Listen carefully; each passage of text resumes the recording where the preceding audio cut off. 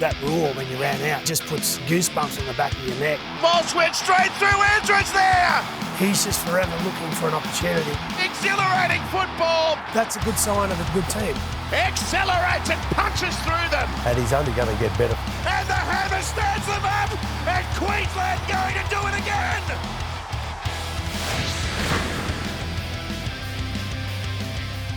Well, thanks for joining us for another edition of Queenslander, where here in the Sunshine State, we're still soaking up our State of Origin success. The biggest ever win for the Maroons in Sydney, 38 points to 10, guys. Who impressed you the most for that win in Origin 1, player-wise for Queensland? Well, I think the standouts were the two eldest. Yeah, that's right. And Ben Hunt. Yep. Who surprised me? I thought Selwyn was good, you know. Yeah.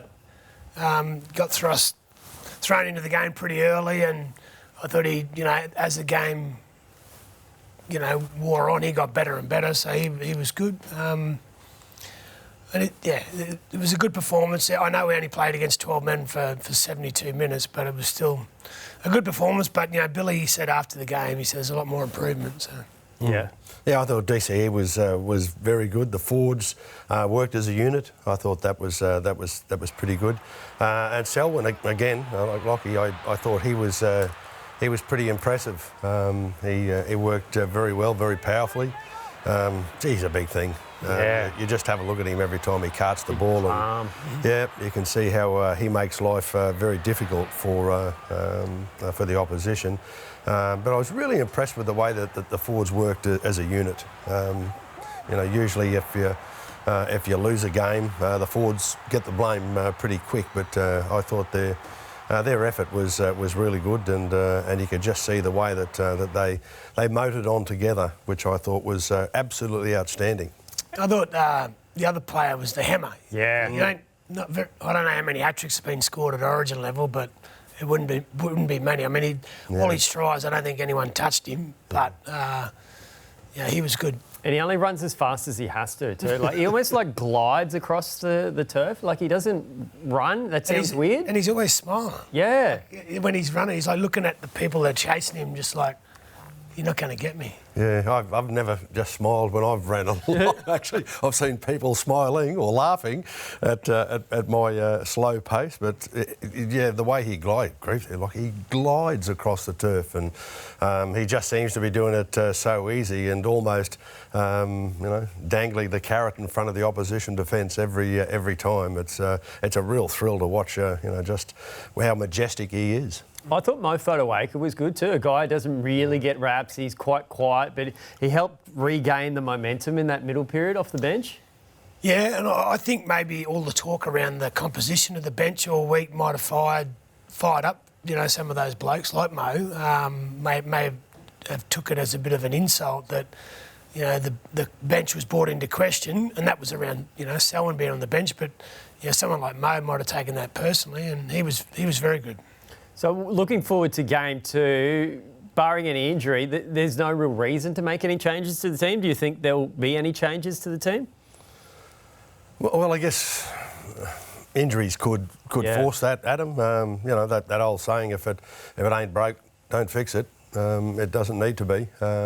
So I think that Billy and the selectors will have a look and see if there wasn't anything that didn't go to plan, but I don't recall too much. I thought it was a very good one, but I'm sure Lockie's the same as Billy on this front. That will be the first thing that they look at is the opposition being one man down.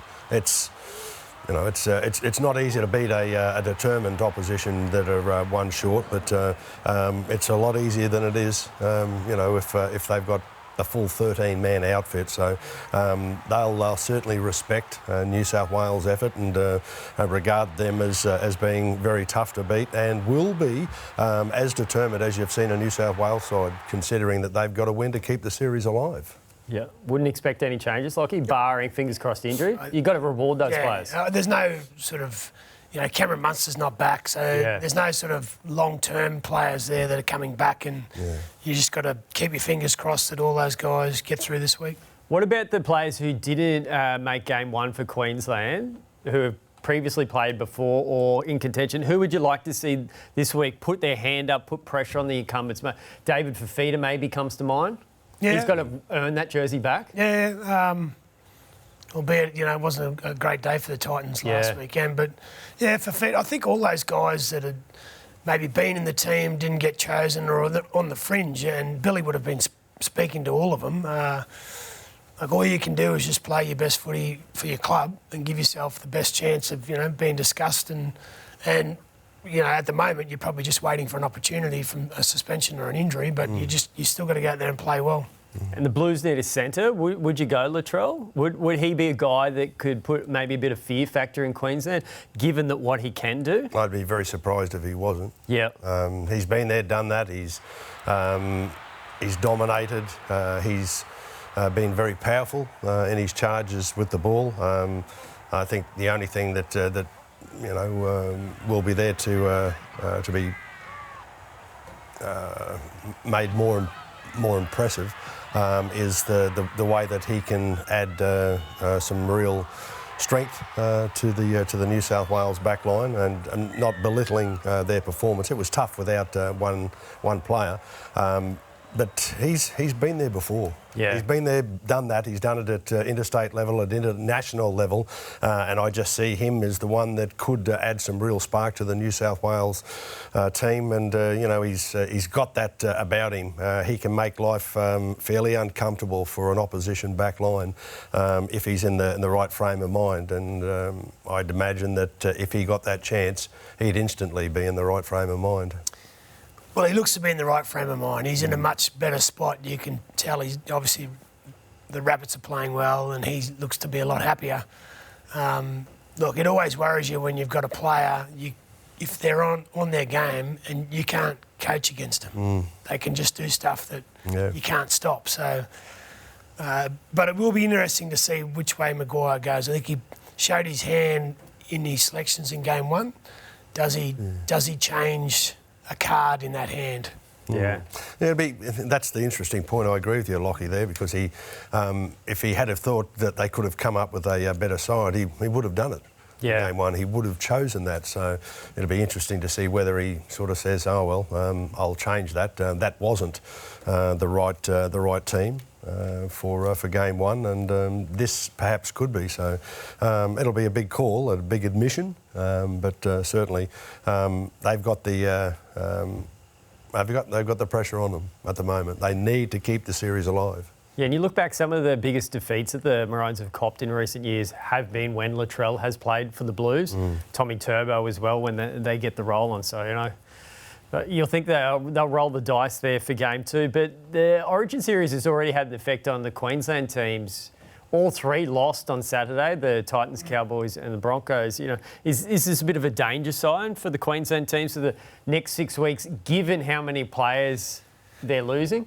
I've always said play Origin Wednesday night, you have a win. Subconsciously, you probably go out on the weekend a little bit, not complacent, but just a little bit more comfortable. Yeah. So when you're on the losing team, you want to sort of get something good out of the week. So you go out on the weekend for your club and play your heart out to try and get that win, just to sort of compensate for the disappointment of Wednesday night. So, and the other part you've got to take into account here is that all of our Queensland players, they played at home, but they had to travel from Sydney. Yeah. So, Ben Hunt, Zach Lomax on Friday night went down to Wollongong and shot the lights out. All our players had to travel. That takes its toll. But a lot of our players, like I said, they had a win on Wednesday, and like I said, it's not being complacent, but they were probably a bit more comfortable than the losing team. I think it's hard.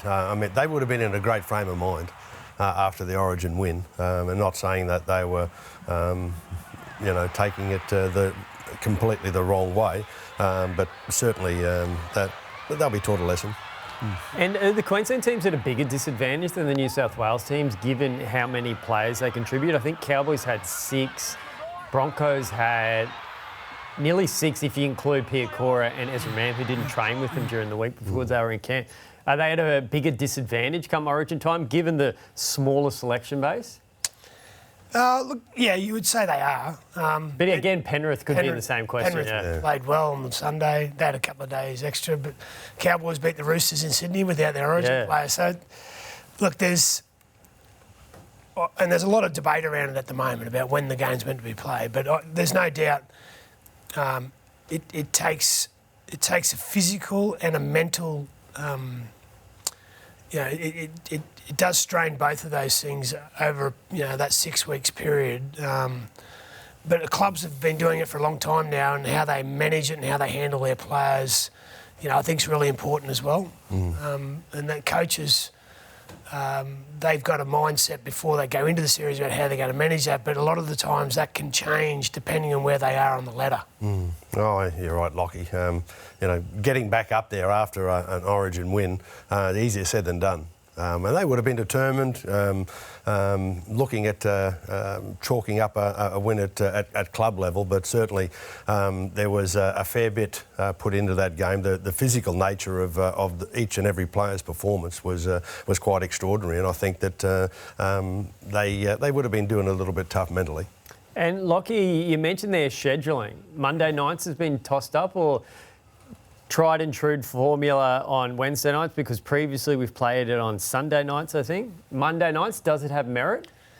I think it's definitely got merit from a player welfare perspective. Like, I think, you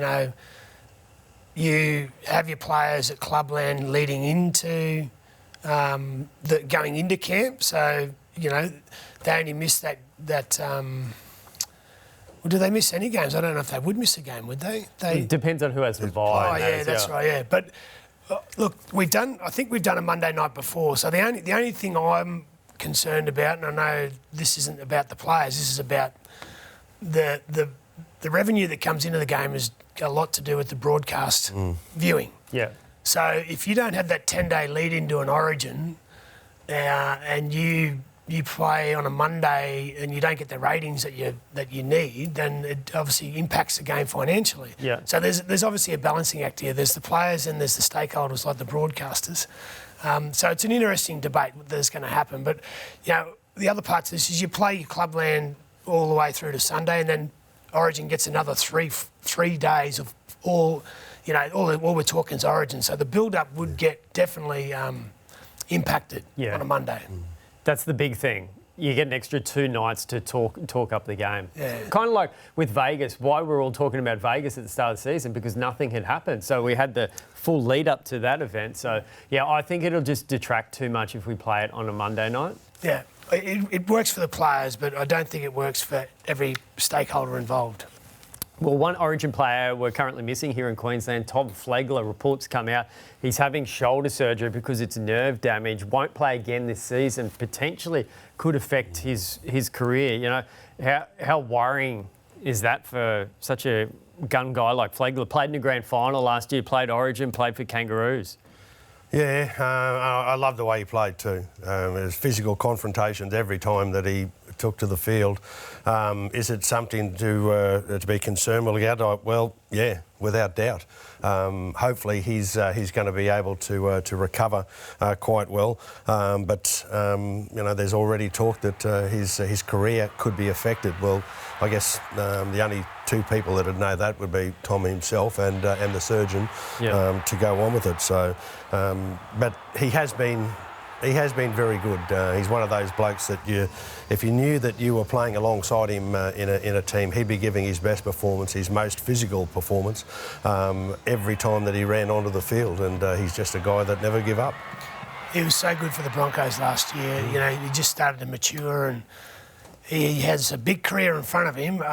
This is a bit of a concern. I did see him the week after he did it, and he literally couldn't feel his arm. So, the nerve has obviously been damaged badly, and they're obviously just waiting for the nerve to come back and reactivate the arm. So it's pretty scary for Tom, and I guess we all just keep our fingers crossed that he can get through it and come back, because he's one hell of a player, and he was, he's just at the start of his career, and he was starting to look really good. Yeah, and Locky, an injury like that doesn't just go ahead and affect your footy career. It affects your lifetime. Yeah. If you're putting up with that. So, he's a gutsy, willing, determined player that had not wanted to affect his footy career, but he's also got to be very careful in making the long-term decision that it's not going to affect the rest of his living days. Definitely. And the Dolphins still in the top 4 on the NRL ladder, but Locky without Flegler and also Tom Gilbert sidelined the rest of the season. Do you think they can maintain that level without their 2 gun props? Well, I think that was one of the reasons for Tavita Pengai Jr. signing. They're down on depth. And, Flegler, while he gets through some work, he brings impact as well. And I think they're probably lacking a little bit of that. And Tavita, while he's still got to get himself fit, he's played his best footy under Wayne. Now, he's only got half a season under Wayne before he leaves, but it's probably the best opportunity for him to get himself fit and playing good footy again. Yeah. I just think it could be really good or really bad Tavita being at the Dolphins. We're not going to be in the middle. Like, he's going to have a sensational effort, or he could completely go off the rails. Well, I agree with that, but I think the best man to do that is Wayne. Yeah, okay. Exactly. He's a guy that gets the best out of every player. I've seen it throughout his career, and certainly would he get the best out of this one? Yep. It's up to Tavita too. Yeah. He's going to say, right, this is my last chance. Yep.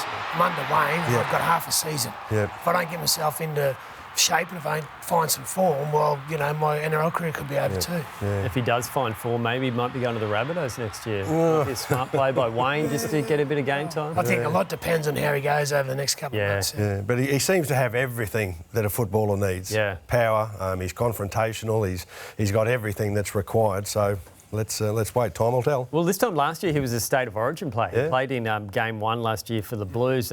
Your Broncos, Locker, back-to-back losses to the Titans and the Sharks. Trevor Gilmeister's come out and said they're in danger of missing the finals. Any panic? Because they're 8th at the moment. Yeah. What the alarming part is there's just this 20-minute period where they just clock off. Last week against the Sharks, it was 20 minutes after half-time. Their defence in the first half, try line was awesome, showed their attitude was there, and then they just lapsed. And the same happened with the Titans the week before. So, if you look at the spine for the Broncos on the weekend, the 6, the 7, the 1 are very, inexperienced, albeit, Ezra's played in the grand final. Billy's the older statesman in that. But I just feel like the period where they're switching off and lacking that intensity they need is probably a reflection of some of the inexperience in those key positions. Yeah. Does it have a psychological effect too? Like, you make up for Adam Reynolds not being there or Reece Walsh, but all of a sudden you get to a point where you need to score 2 tries in the last 10 minutes and you look around and those guys aren't there. Does it have that mental effect when your best players are out? Well, I guess it could. There would probably be a lot of players that rely on others to be the creative stars that they are, to be able to make their game a little bit easy. Will that continue to go forward? Well, again, only time will tell.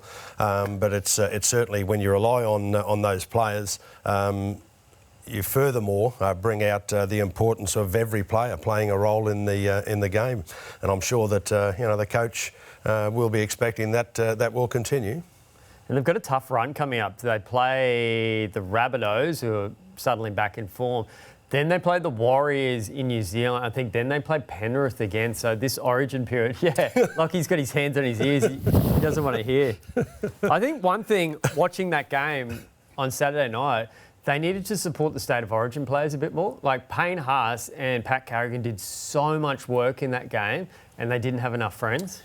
Yeah, and look, I think, obviously, Jock's in a pretty important position there, and he's still developing and learning how to, play that sort of directional halfback, which Adam is very, very good at. His communication, it just allows players around him to know what they need to do and when. And the other part to it is finishing your sets in the corners, getting them, getting your opposition tackled first play in there, and then getting your defence line speed. So, look, there's no doubting they're missing Adam, but Jock's still, developing his game to suit the rest of the team. Yeah, he's not going to take the world by storm every game he plays, particularly the early ones where he's still learning. And I think there's a great future there for him. But certainly there's got to be a lot of other players making life a lot more comfortable for him as he goes on. And Tristan Saylor looked short of a run too. He looked like a guy who hadn't played for a month, and he's usually so sensational filling in, but he just had an off night, and he'll be better for the run, definitely. Yeah. And the Cowboys, arguably their best win of the season, as Locky touched on before, against the Roosters without their Origin players. The Origin players come back. They cop a pounding up there in Townsville against the Warriors. Still very much concerned, guys, of the lack of consistency there? Yeah, like when the Broncos, the last fortnight, have pretty much been doing what the Cowboys were doing, where they'd have these 20-minute lapses in games, and against good teams, 20 minutes could be catastrophic. Game gone. So the Warriors, we've always known they've been a good team. They just hadn't had a lot of luck, and now they're starting to string a few wins together. So, I think once the game got out of reach for the Cowboys, I think there was a small element of putting the cue in the rack. Yeah, we can all accept a defeat that comes our way, and certainly the Cowboys have had to do that on a couple of occasions. But this one was an extremely uncomfortable one. They got smashed. They got beaten up pretty bad, and the Warriors, I think, could have probably put on another 12 or 14 points in that one. They certainly. They're a funny side, the Warriors, over the years. Just when you don't expect them to be creative, they are super so. They go out there and they make life as uncomfortable. The style of footy they play on is just completely dominant. But for the Cowboys, you can't use that as an excuse, and certainly they've got to start producing something that's on the way to being their best football if they wish to be here at the end of the season. And that top eight's really starting to tighten up at the moment. The Cowboys, I think, 2 points adrift of the top eight. It's still a bit deceptive with the byes. I think the Cowboys get their first bye this weekend ahead of the Origin period. But do you give them a realistic chance of making the finals?